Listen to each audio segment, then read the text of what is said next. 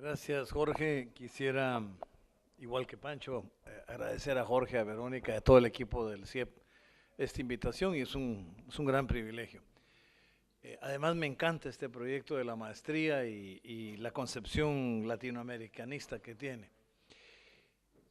Y de que no todos los estudiantes sean abogados. Estaba hablando con la amiga hondureña que es ingeniera en sistemas, que tiene mucho con documentar los hechos y sin embargo no la dejaron entrar a la maestría en Honduras porque no era abogada. Me parece que es una concepción bastante equivocada de lo que es hacer derechos humanos. Yo quisiera dividirlo en dos partes, si me permiten, la parte teórica sobre verdad como parte de la justicia y la reparación desde el punto de vista más teórico, realmente desde mi último informe a la Asamblea General en octubre del año pasado, que lo hice sobre ese tema, y después cotejar ese planteamiento general con la experiencia de Guatemala, parecida mucho a la de Perú y a la de Argentina y a la de muchos países del continente.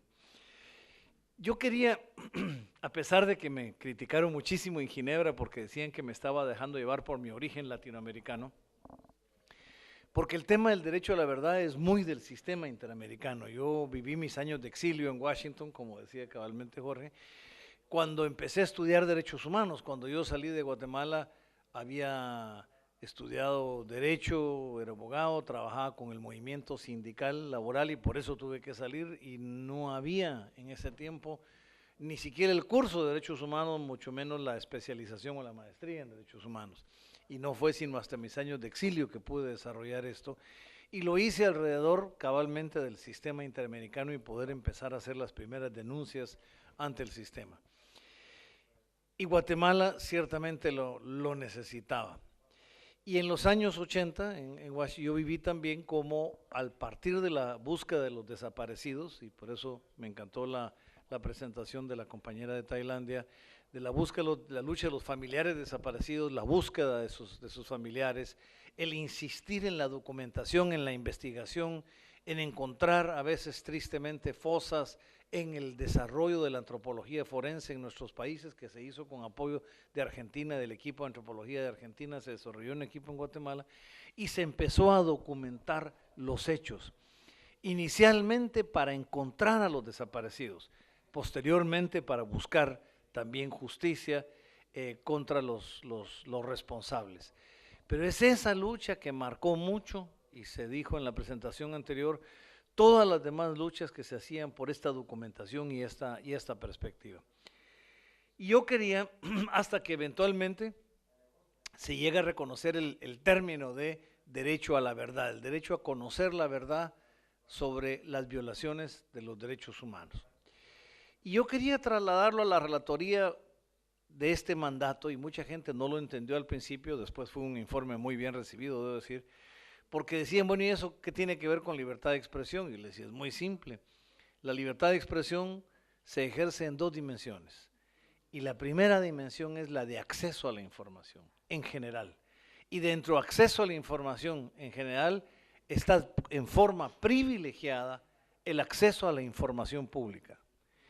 Y dentro del acceso a la información pública, en forma aún más privilegiada, está el acceso a la información relativa a las violaciones de los derechos humanos que conocemos como el derecho a la verdad. Y por supuesto que entonces tiene que ver con libertad de expresión a través del derecho de acceso a la información. Y así empecé a desarrollar las ideas hasta que lo convertí en el informe. Y en el informe hago el planteamiento muy rápido. Tiene mucho que ver con algunas de las cosas que mencionaba Víctor Abramovich hoy en la mañana. Mi gran temor es que tampoco se fuera a confundir el satisfacer el derecho a la verdad como un sustituto al derecho a la justicia, que siempre lo planteamos también en los debates que teníamos en el sistema interamericano.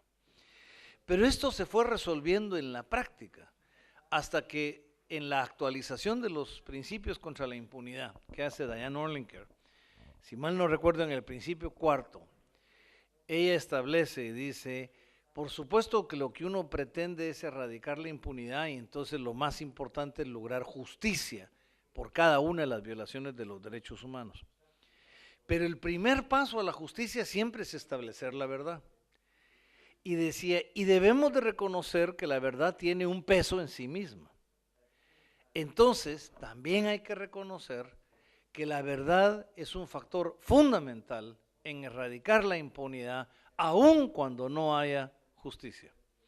Y esto lo desarrolla más la Corte Interamericana, en el caso que mencionó Víctor, en el caso del Mozote en El Salvador, porque precisamente ante la solicitud de la demanda de las comunidades de El Salvador, del Mozote sobre la masacre, todo el debate sobre si se puede llevar a justicia o no, o cuáles hechos se van a poder permitir que prescriban en la materia penal interna, o incluso en otros casos, cuáles hechos de violación ya no tienen a los autores vivos, porque murieron por alguna causa natural. Entonces la Corte también establece, la Corte Interamericana dice, habrán casos que no se puedan llevar a la justicia, por diferentes motivos. De repente por una ley de amnistía legítima, no las ilegítimas que deben ser enfrentadas, una ley de amnistía legítima, o de repente por una prescripción, si no son delitos de lesa humanidad, pero una prescripción de otro tipo de delitos conexos, o de repente por ya la ausencia física de los autores, encubridores, cómplices o autores intelectuales de un hecho. Pero eso, dice la Corte, no inhibe al Estado de la obligación de establecer la verdad y entregar la verdad a las víctimas y a sus familiares. Y esto es muy importante porque gran parte de las atrocidades, yo estoy convencido, y lo pongo en el informe, gran parte de las atrocidades se hicieron con la creencia y la casi certeza de las fuerzas de seguridad o agentes del Estado de que nadie se iba a enterar nunca de la identidad de quienes lo hicieron. Se iban a enterar del hecho, pero nadie iba a llegar a saber quién lo hizo. Y la reacción que estamos viviendo en algunos países nuestros es precisamente ya no solo por la justiciabilidad de estos hechos y por estar llevando a la justicia a muchos de los autores, sino porque ahora encima de todo se encuentra presente el debate que también ya mencionó Víctor hoy en la mañana, que se está dando en el sistema interamericano, sobre los otros autores que no son agentes del Estado, pero que fueron cómplices con estos hechos, porque prestaron sus helicópteros, sus avionetas, o prestaron sus fincas para hacer una fosa común, o sus instalaciones para hacer un centro de tortura. Y es ahora incluso a estos sectores, muchos de ellos sectores económicos, a los que les ha entrado al pánico de que tan solo se llega a saber de que fueron capaces en un momento dado de la historia. Entonces esto llega a demostrar que la tesis de Diane Orlinker es válida. La verdad es poderosa en sí misma. Sin ser nunca sustituto de la justicia, tampoco hay que subestimar la verdad por lo que vale en sí misma. Este es el primer principio. Lo segundo, ¿por qué establecer la verdad es obligación del Estado? Eso cae de su peso. El Estado es el garante, la obligación de garantía. El Estado debe garantizar la protección y el ejercicio pleno de los derechos humanos. Y por consiguiente el Estado es el obligado a investigar cuando estos derechos son violados. Es también el obligado a procesar a los responsables y sancionar a los responsables de estas violaciones, especialmente si son agentes del Estado, digamos, de más alto nivel, pero además, como corolario, está obligado a informar a los familiares y las víctimas del resultado de sus investigaciones. Esto quedó claro. Pero hasta ese momento entonces se miraba la verdad solo vinculada al proceso de justicia. Y es aquí donde yo hago la separación. El Estado igualmente tiene la obligación de investigar, aunque no haya proceso, y de informar a los familiares y las víctimas. Y la tercera premisa es, si el respeto por los derechos humanos es el factor con el que se mide una democracia, yo siempre he dicho que es el metro con el que medimos a la democracia, y ese factor es un valor o una amenaza de toda la población de un Estado, entonces uno puede perfectamente entender que la información no solo es válida en forma privilegiada para las víctimas y sus familiares, sí, pero la información también es válida para la sociedad y para el pueblo en general.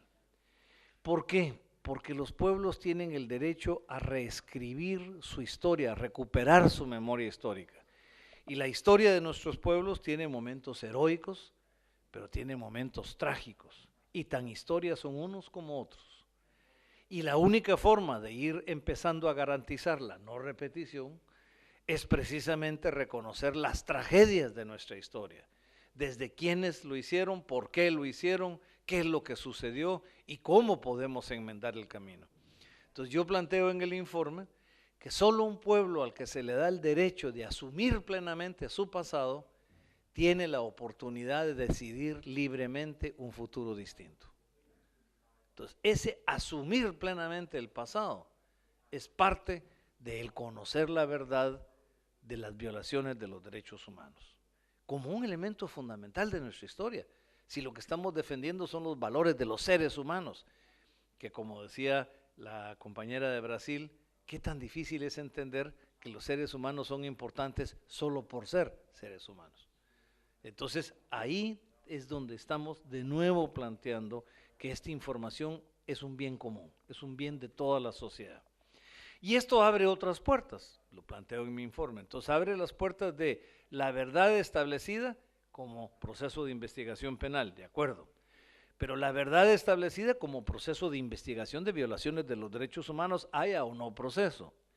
Pero también la verdad establecida solo por el peso de la memoria histórica.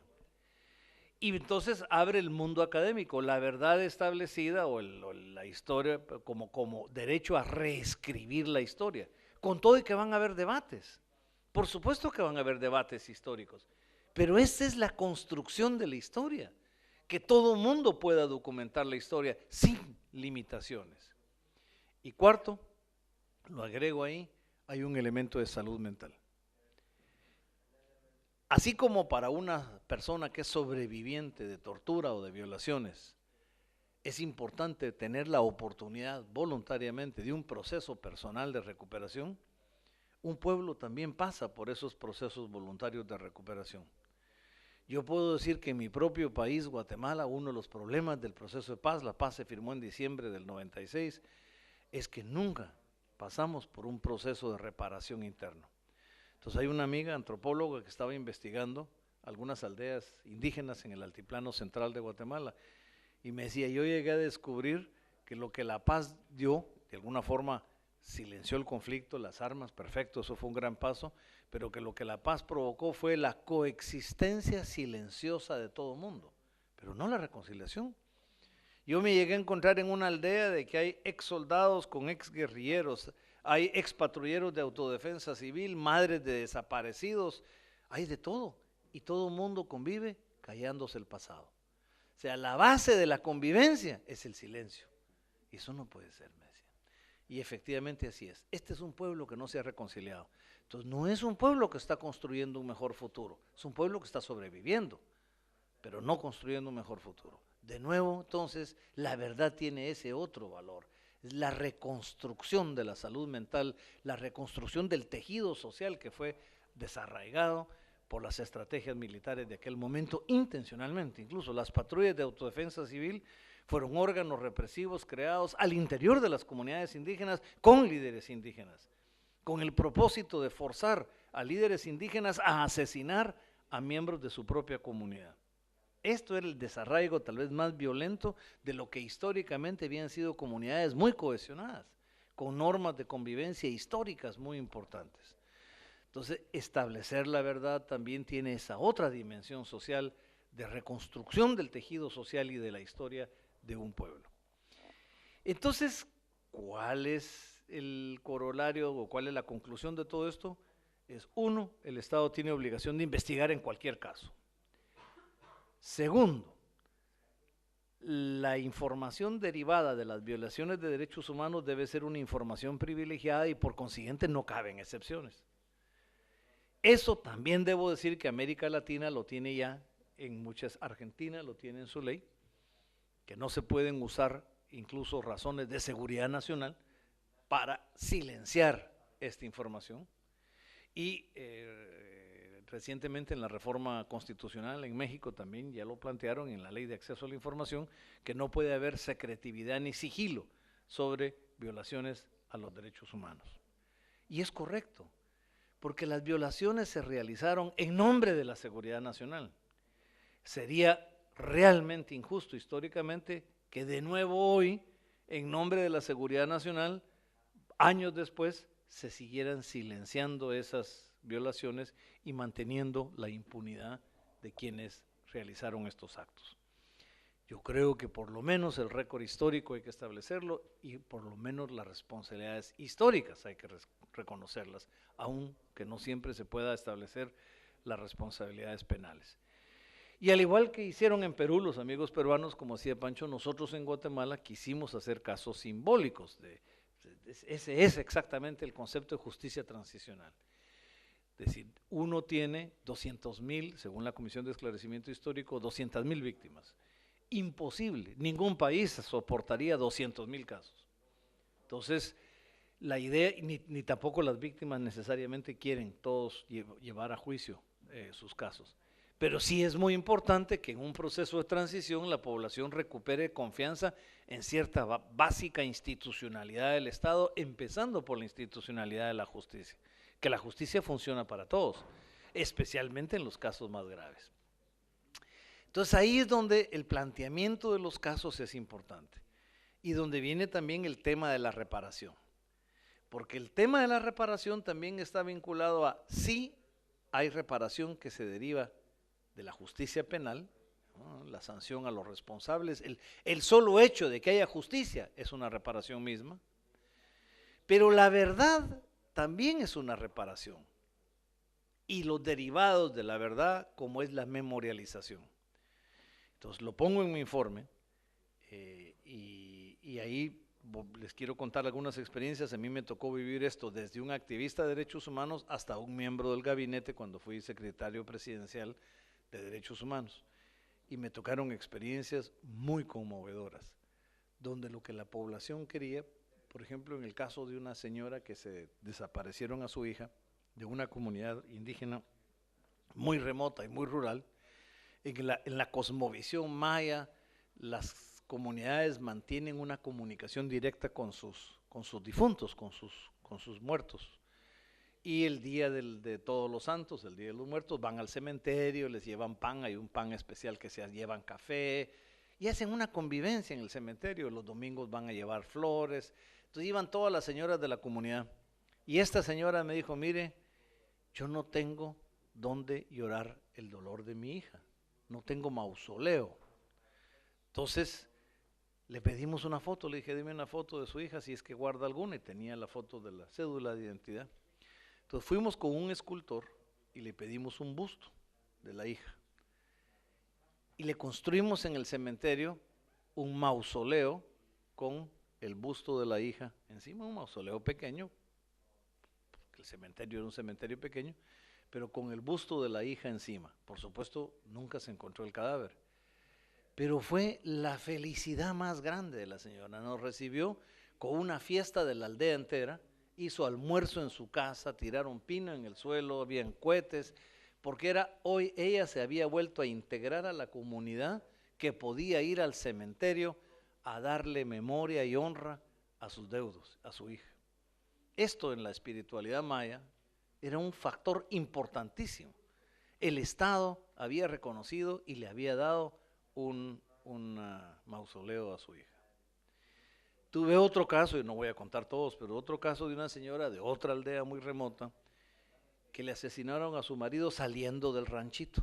Y entonces le dije, entonces me pidió dos cosas. Uno, yo quiero poner una placa en la municipalidad. Entonces pusimos una placa en la municipalidad, una municipalidad grande, pero muy remota de la aldea donde ella vivía.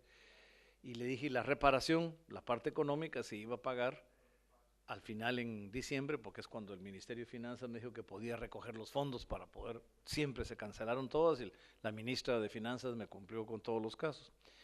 Entonces me dijo, si no me cumplen en diciembre, yo vengo y arranco esta placa, me dijo, y marcho a pie hasta la ciudad de Guatemala y lo tiro en las gradas del palacio. Entonces yo le dije, si este gobierno no le paga, yo vengo y marcho con usted.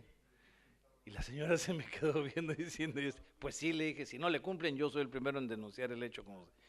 Y quedó muy contenta. Entonces, bueno, el otro factor que le pido, me dijo, porque había un acto es que me llega el señor gobierno, dicen ellos, que el señor gobierno me llega a pedir perdón, pero a mi casa. Ah, bueno, le dije, con mucho gusto.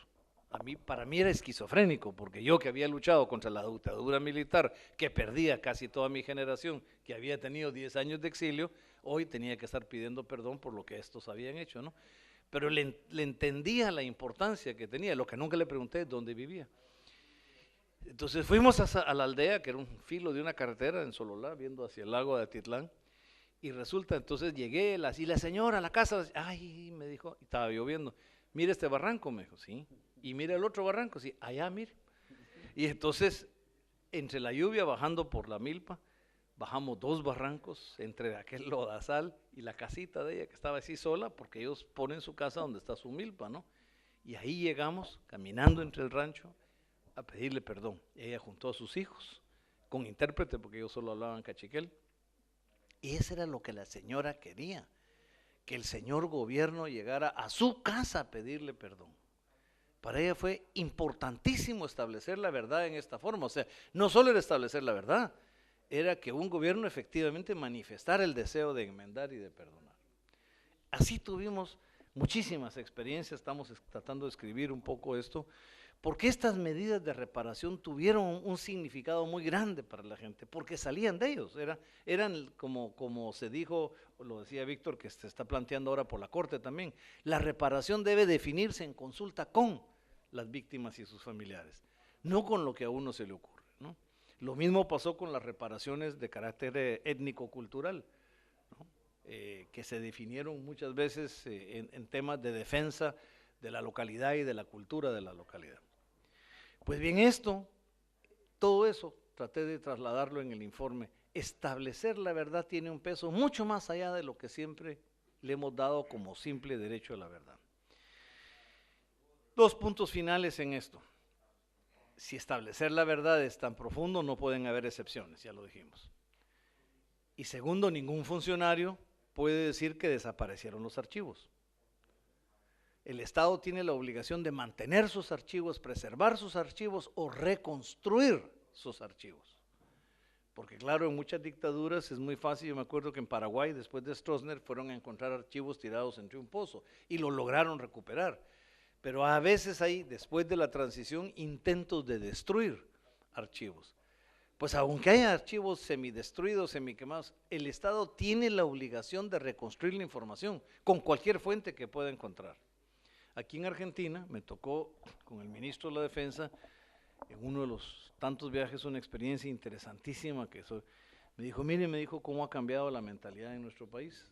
El oficial de Fuerza Aérea me dijo, estaba en no sé qué base, en qué lugar, empezó a hurgar en el cuarto sótano por ahí abajo y encontró una puerta y abrió esa puerta y bajó y vio, y total, hurgando entre cajones encontró los archivos de las actas de la Junta Militar de Gobierno. En otra época, me dijo, cualquier oficial que lo encontrara hubiera quemado eso o lo hubiera tirado al río La Plata, o este oficial hizo lo correcto, lo tomó, lo desempolvó, lo enrolló y lo vino a entregar al Ministerio de la Defensa, para que el Ministerio de la Defensa procesara esta información como que quisiera oportuno. Y nosotros, me dijo, lo trasladamos al Ministerio de Justicia, a la Fiscalía, y estamos ya empezando a publicar por partes los tramos que tiene. Es decir, esta ya es una muestra de un país que ha cambiado, donde la verdad se asume de otra manera, incluso por las Fuerzas Armadas. A mí me pareció un ejemplo muy interesante. Y tal vez la más controversial, la última de que digo del informe, es que esto quiere decir que funcionario que revela información de derechos humanos no incurre en responsabilidad penal. Y esto tiene que ver con algunos debates mundiales que tenemos, ¿verdad? En inglés alguna gente les llama whistleblowers. Los whistleblowers, a mí el término no me termina de convencer, pero bueno, es el que llama la atención sobre algo que encontró.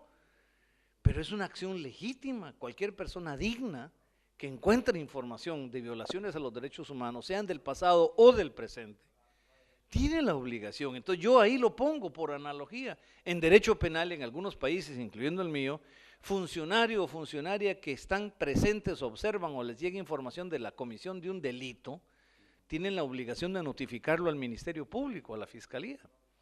Y si no, incurren en un delito de los mismos, que es el delito de omisión de denuncia. Pues esto debe aplicarse a la información de los derechos humanos. Funcionario que silencia información sobre violación de derechos humanos debe ser considerado cómplice por encubrimiento, encubridor de estas violaciones a los derechos humanos. Esto sí yo sé que asustó a algunos países en la Asamblea General, pero nadie protestó.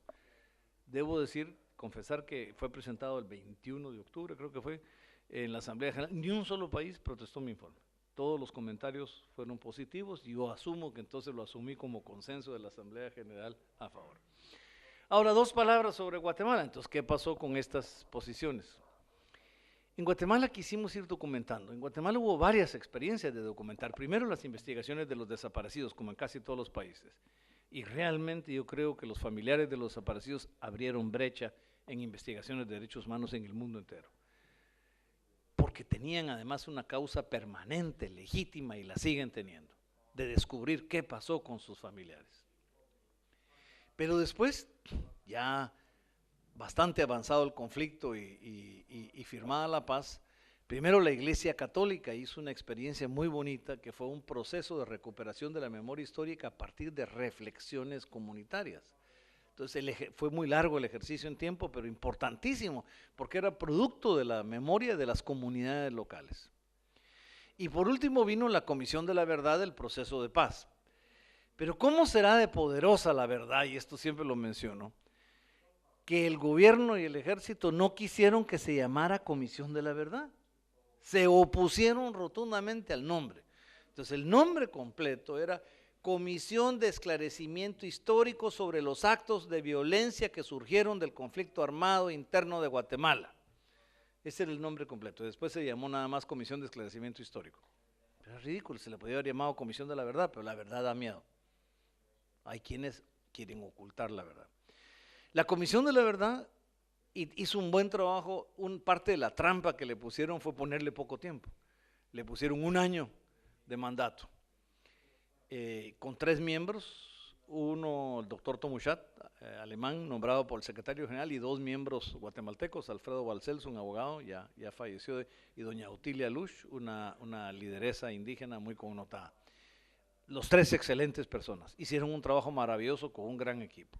Pero 1 año para investigar 36 años de conflicto era una locura, ¿no?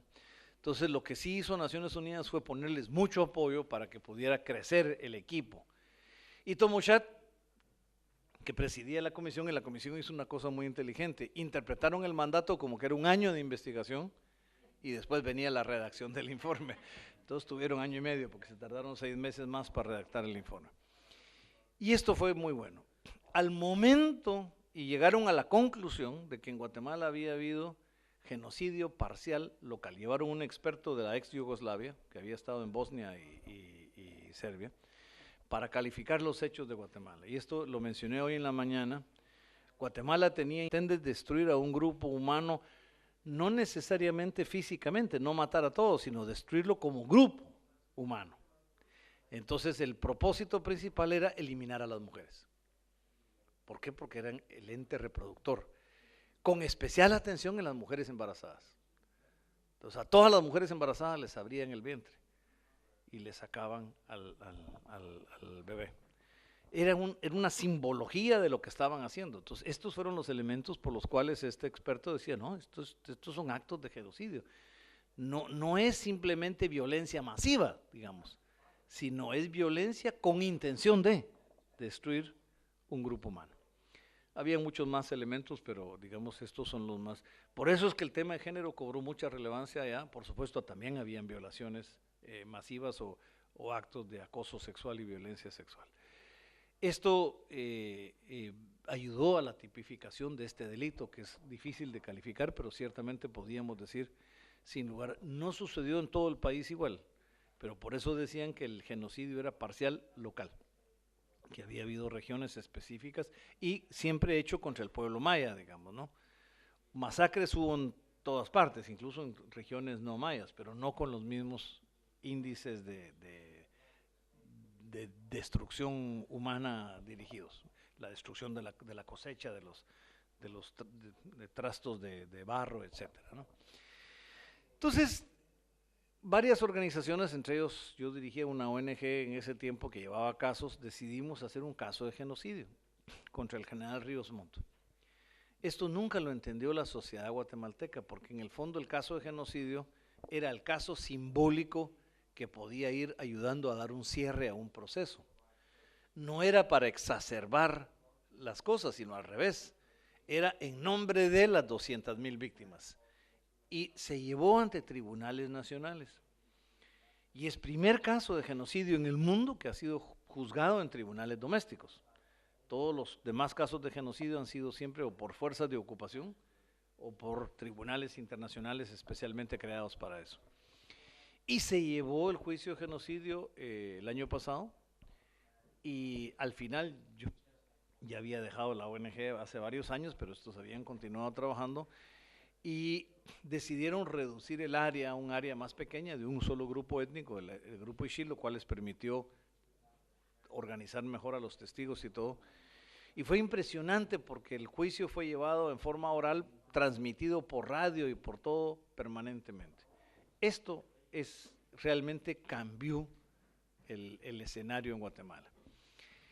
El juicio terminó, hubo una sentencia de primer grado, pero después, por un amparo espurio, se traslada a la Corte de Constitucionalidad, que se deja presionar, impresionar, y a raíz de eso se le suspende el proceso y se traslada, dice, para futura fecha a otro tribunal y se vuelve a abrir ahora a finales del año entrante, dicen, pero no hay fecha establecida para eso. Esta es la trágica realidad de cuando se trató de llevar a la justicia lo que se había documentado por tanto tiempo. Y nos hizo volver a vivir, ya en tiempos actuales y recientes, un poco lo que Pancho hablaba de Perú, nos hizo volver a vivir lo que es el temor a establecer las cosas, porque uno de los elementos que provocó más miedo no era que se estuviera juzgando a Ríos Montt, todo el mundo condena a Ríos Montt y todo el mundo sabe que es responsable, sino uno de los factores más importantes es el temor que tenían que adicionalmente a lo que hizo Ríos Montt como jefe de Estado, empezaran a salir otros nombres y a surgir otros casos.